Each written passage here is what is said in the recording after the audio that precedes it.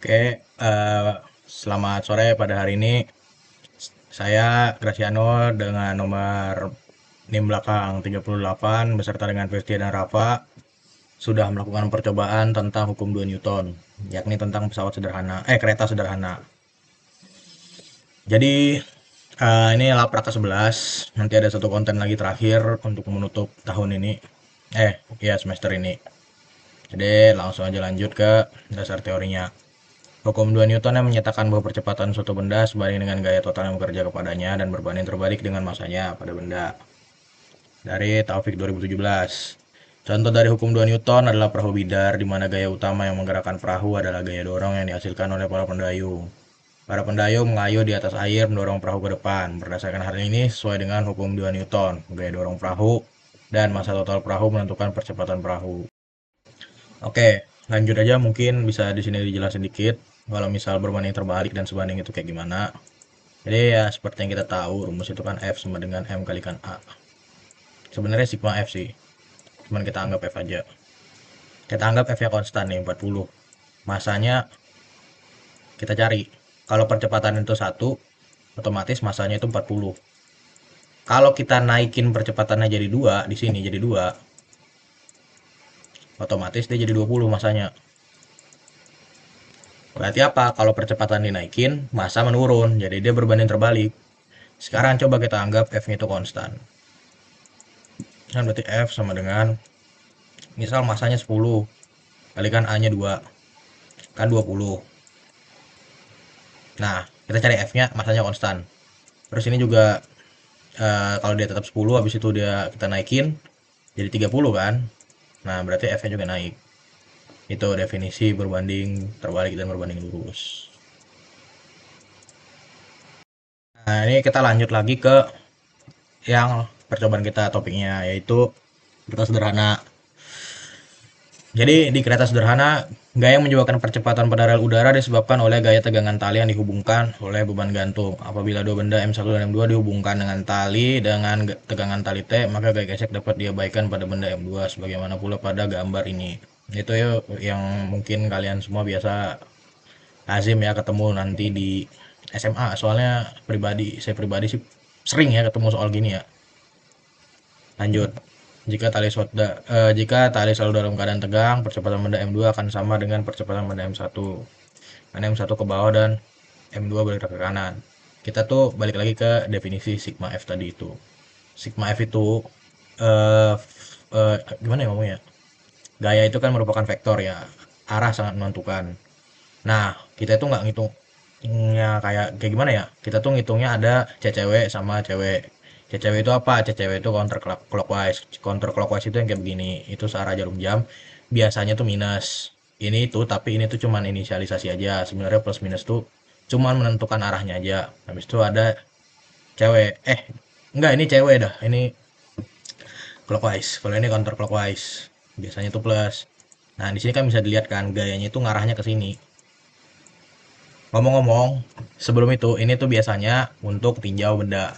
Tinjau benda buat ngitung momentum biasanya kalau yang kayak begini. Cuman kalau gaya biasa, ini tuh hitungannya searah. Kenapa? Karena ibaratnya kereta ini ditarik ke sebelah sini, habis itu dia juga ikut narik keretanya ke sini, bukan malah ngasih gaya gesek.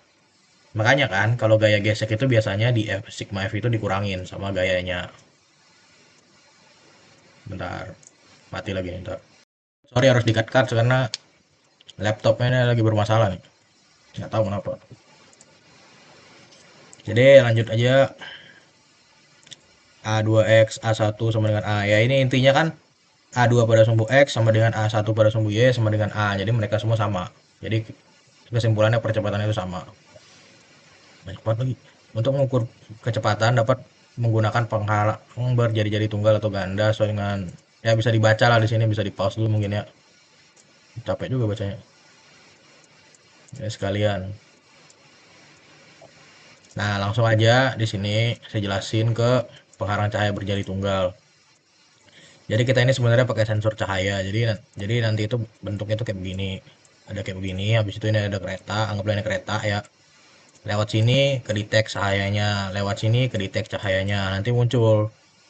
Di situ ada tiga kalau nggak salah, 0, 1, sama 2. ini berapa, ini berapa, habis itu ya kayak gini kalau nggak salah, habis itu nanti ditambahin semuanya gitu. Habis itu nanti di swap ke, nanti dijelasin di bawah. Ini juga ada timing 2 dan timing 1 kayaknya. Ya di pause aja lah. Acceleration itu mau jadi data fetch dan change over. Ya nanti ada tombol data fetch dan change over. Jadi data fetch itu berfungsi untuk menampilkan data kembali. Sedangkan change over itu berfungsi mengubah misal dari data kecepatan ke percepatan. Jadi kemarin tuh skema kita itu caranya adalah pertama kali kan kita tambahin bebannya dulu antara di keretanya atau di pengaitnya ini. Jadi nanti aja lah di itu dijelasin di prosedur karena itu masuk prosedur ya. Jadi intinya pas kita dapat datanya itu kita muncul di sensor cahayanya itu datanya itu ada berapa di detik ke antara range 01, 12, habis itu kalau nggak salah 3 data atau 2 data gitu lupa ya. Jadi habis itu kita tekan change over dulu. Jadi nanti ibaratnya itu kita dapat data kecepatannya, habis itu kita dapat data percepatannya. Kalau data fetch sendiri jarang sih kami pakai, karena jujur yang kepake banget change over gitu. Karena emang one take juga. Lanjut ke tujuan. Tujuan praktikum ini adalah mahasiswa mampu memverifikasi hukum 2 Newton pada sistem mekanik dengan benar. Untuk ini intinya kita disuruh ngebuktiin hukum 2 Newton itu gimana di sistem mekanik. Yang kita pakai adalah kereta sederhana di sini menggunakan rel udara. Tapi ini tuh nggak bisa dihitung galatnya nanti. Kenapa? Karena kita pakai vacuum cleaner. Jadi vacuum cleaner itu kan ibaratnya kan gaya dorong. Kita nggak bisa dong hitung gaya dorong. Alatnya nggak ada masalahnya. Dan juga bisa atau nggak kurang tahu ya. Jadi kita tuh nggak dapat berapa dan kalaupun ada galatnya itu tinggi banget. Kemarin kalau nggak salah sampai 2037. Karena ya galatnya tuh tinggi karena kita nggak tahu gaya dorong dari vakumnya itu berapa. Makanya dia tinggi. Kalau kita tahu juga ya ibaratnya eh, kalau nggak salah keretanya nanti ada datanya berapa, habis itu dia ditarik, kalau nggak salah 120-an, ditarik sama beban 5 gram. 121 ditarik sama 5 gram kan nggak jalan gitu kan. Jadi ya agak nggak masuk akal juga makanya. Tapi ya wajar lah. Karena kita nggak tahu kan gayanya berapa. Ibaratnya ada nggak sigma F lah bener-bener. Lanjut ke prosedur percobaan. Alat, bahan, dan langkah-langkah melakukan proses hukum Newton terutama di kereta sederhana. Jadi kita butuh rel udara, kereta, beban 5 gram dan penggantungnya, 25 gram beban dan 12,5 gram waktu pencacah. Waktu pencacah itu ya nanti yang kayak generator itu, yang ada data fetch sama apa tadi? Change over. Ya. Ada neraca dan penghalang cahaya 2 jari 3 cm. Ini penghalang cahaya 2 jari itu yang ini. Ini itu yang kotak tadi itu sebenarnya itu waktu pencacah yang ada data fetch sama change over. Keretanya tuh ditaruh 100 cm. Ini nanti kayak ada jarak-jaraknya ya. Ada 100 cm. Habis itu di keretanya, ini keretanya nih. Nah, di keretanya ini nanti di percobaan pertama kita tambah-tambahin bebannya sampai nanti ada tabelnya di bawah. Kondisi ini tuh bebannya ini tetap. Percobaan kedua keretanya yang tetap, beban yang kita tambahin. Jadi otomatis gaya tariknya itu bertambah. Jadi ini sebenarnya nguji yang F sama dengan M kali A. Pada saat M-nya ditambahkan gimana? Pada saat eh,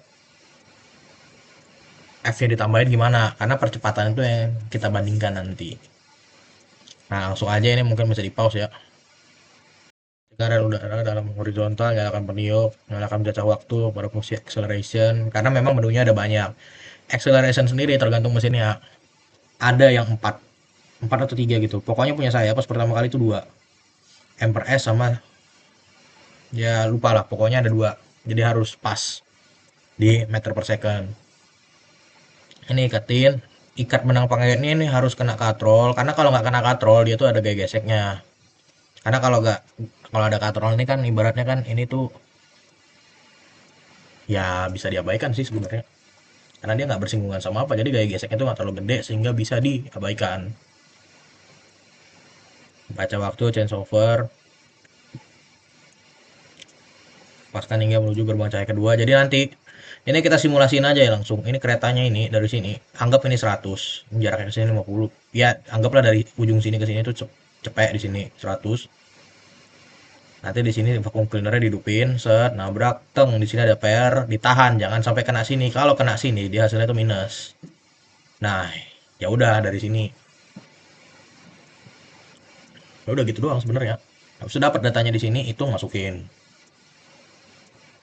Cuman ini sebenarnya ya ini sama aja ya. Cuman kayak yang tadi dia dibilang, yang satu tuh beban yang ininya ditambah, yang satu tuh beban yang ini ditambahin. Percepatannya itu tetap. Beban yang ini tuh masuk ke mana? Masuk ke F. Karena dia itu masuk kan sigma F. Sigma F itu kan M kali G. Jadi dia tuh pakai gaya gravitasi buat dia menarik. Sedangkan sedangkan ini tuh M normal. Beda walaupun sama-sama massa cuman beda. Ini itu yang dalam Newton, ini itu yang dalam kilogram udah. Ya nggak sih? Ya, kira-kira kayak gitu. Oke, habis itu dari sini eh hapus dulu. Bedanya jadi di situ ya. Lanjut ke data hasil percobaan. Oke, jadi kita ini tambahin 25 gram terus tiap itu pada keretanya.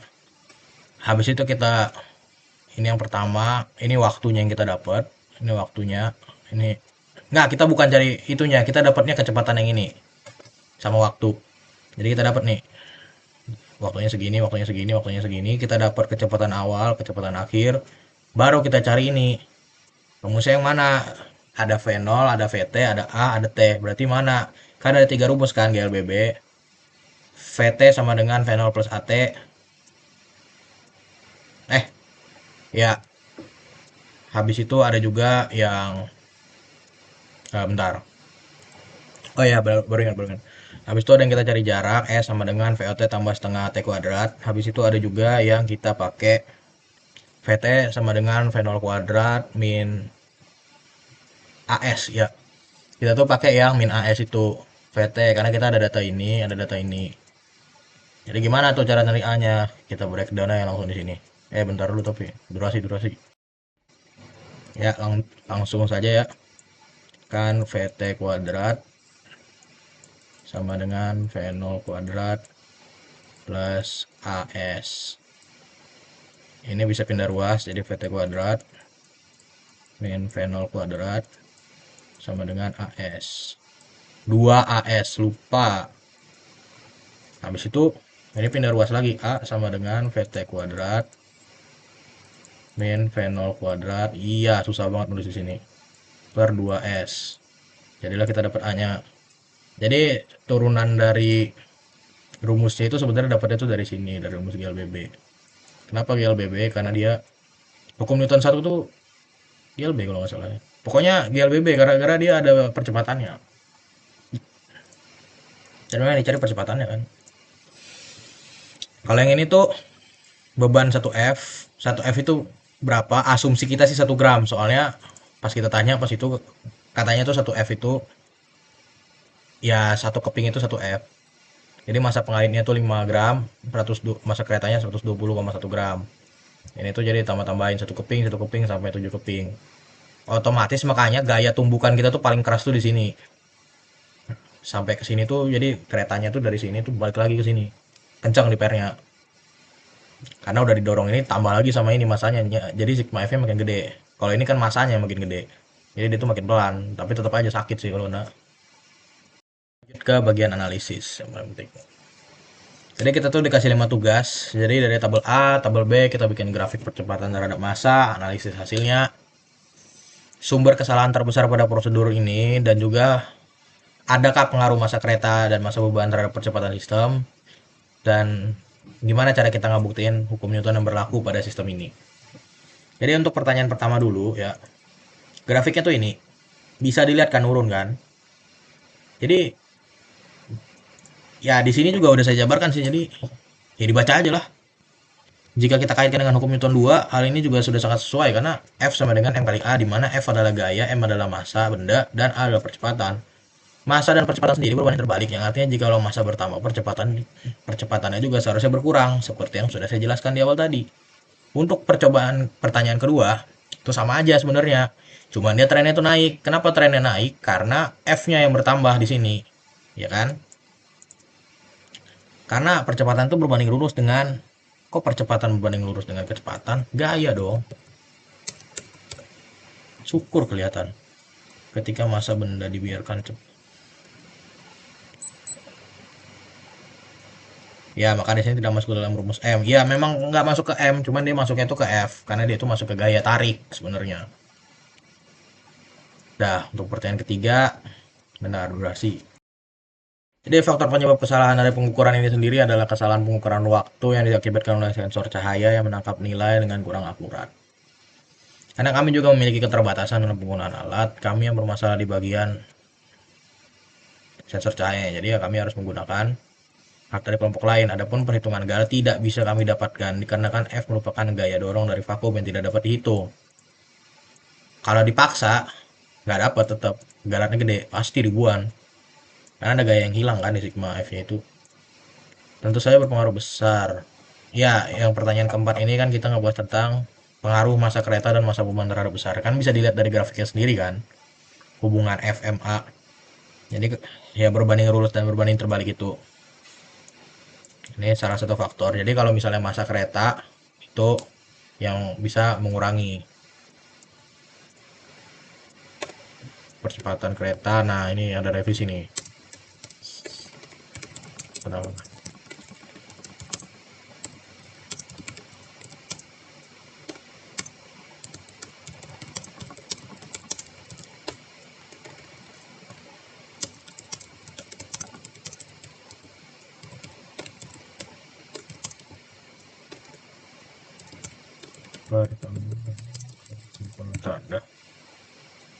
Kira-kira seperti ini. Ya, untuk pertanyaan kelima terakhir, ini kita nguji kan hukum Newton itu bisa atau enggak. Jadi hubungan antara gaya massa percepatan yang semakin lambat pada percobaan 1 dan semakin cepat pada percobaan 2 itu sudah cukup membuktikan sebenarnya bahwa hukum Newton itu berlaku pada sistem kereta sederhana.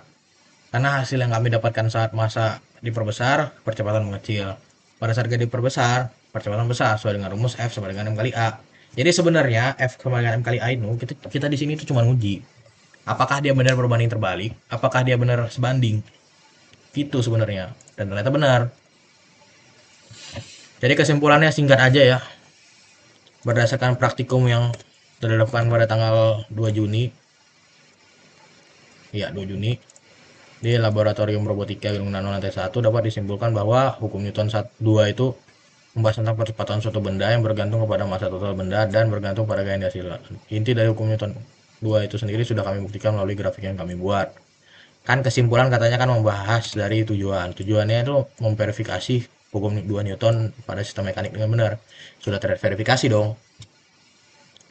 Ya, kita ke referensinya. Referensinya ada yang kedua tentu saja saya selalu ngambil dari jurnal. Dari jurnal, dari modul, dan jurnalnya ini dapat dari Scholar ya. Satu lagi konsep fisika pada perahu bidar. Kenapa perahu bidar? Karena sebenarnya sama, bukan sama sih. Ya sama-sama, yang satu gaya dorong, yang satu gaya tarik. Yang percobaan kita kan gaya tarik oleh pengait. Sedangkan kalau perahu bidara itu gaya dorong oleh pengayu. Itu. Ini lampirannya, bentar. Oke, lanjut ke lampiran. Oke. Jadi alat dan bahan ini yang tadi kita bilang ini.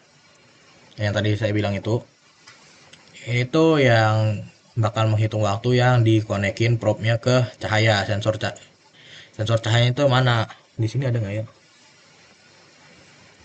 Di sini, ini nih, yang kayak gini. Itu sensor cahaya, ini vacuum cleanernya. Ini itu kereta sederhananya, dideteksi cahayanya berdasarkan ini, makanya ini agak gini. Nah, di sini juga ada kayak tape gitu kan, for measuring lah. Nah, ini kan ada dua. Ada kondisi di mana ini tuh ada tiga. Jadi mesti diubah ke yang ini, M per S. Ini data fetch.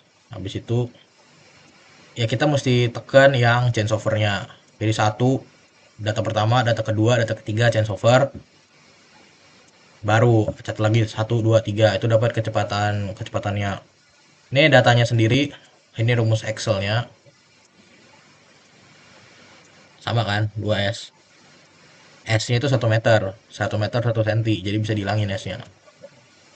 Rumusnya ini kan VT kuadrat kurangin V0 kuadrat per 2S. Nah, udah.